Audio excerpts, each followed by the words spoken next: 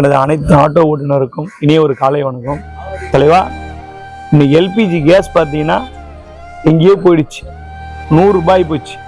64 ரூபாய் இருந்த கேஸு 100 ரூபாய் போச்சு. எல்லாத்துக்கும் 5 ரூபாய் 10 ரூபாய் எல்லாத்துக்கும் ரேட் ஏற்றின்னு போகிறாங்க. ஆனால் ஆட்டோவுக்கு யாருங்க ரேட் ஏற்றி தரல, கஸ்டமர் ரேட் ஏற்றி தர மாட்டுறாங்க. 15 ரூபாய் அந்த கல் தோசை 20 ரூபாய், 5 ரூபாய் 12 ரூபாய் அந்த டீ 20 ரூபாய், எல்லாத்துலேயும் விலைவாசி ஏறி போச்சு. ஆனால் ஆட்டோவுக்கு யாரும் ஏற்றி தர மாட்டாங்க. நான் என்ன சொல்கிறேன்னா, நீங்கள் கஸ்டமர்கிட்ட கேட்கும் போது கிலோமீட்டருக்கு 20 ரூபா கேட்டு ஓட்டுங்க. 13 வருஷத்துக்கு முன்னாடியே கவர்மெண்ட் கொடுத்த மீட்டரே பார்த்தீங்கன்னா கிலோமீட்டருக்கு 12 ரூபாய். இந்த 14 வருஷத்துல 1 ரூபாய் ஏற்றிருந்தா கூட நம்ம மீட்டர் ரேட் எங்கேயோ போயிருக்கோம். ஆனால் அதை ஏற்றல, கவர்மெண்ட் மீட்டரும் தரல. எங்கேயோ ஒரு கார்பரேட் கம்பெனி அங்கே உட்காந்து நம்மளை ஆப்ரேட் பண்ணுறான். நான் என்ன சொல்கிறேன், அவன் 12 ரூபா 13 ரூபா கிலோமீட்டருக்கு போட்டோம். கிலோமீட்டர் 20 ரூபா கொடுத்தா வண்டி ஓட்டுன்னு சொல்லுங்க. இல்லையா அந்த சவாரி கேன்சல் பண்ணுங்க. 4 வாட்டி கேன்சல் பண்ணுங்க. 5வது வாட்டி நம்மளால் தொழிலாளி தான் ஒருத்தன் ஏற்றி போவோம், ஏற்றின்னு போட்டோம். அப்பதான் கஸ்டமருக்கு நம்ம வழி நான் என்னன்னு தெரியும். நம்ம ஒன்றும் அவங்கள பிச்சை கேட்கல, நம்மளுடைய உரிமையை கேட்குறோம். தயவுசெய்து சொல்கிறேன் தலைவா, 20 ரூபா கேட்டு கிலோமீட்டருக்கு ஓட்டுங்க.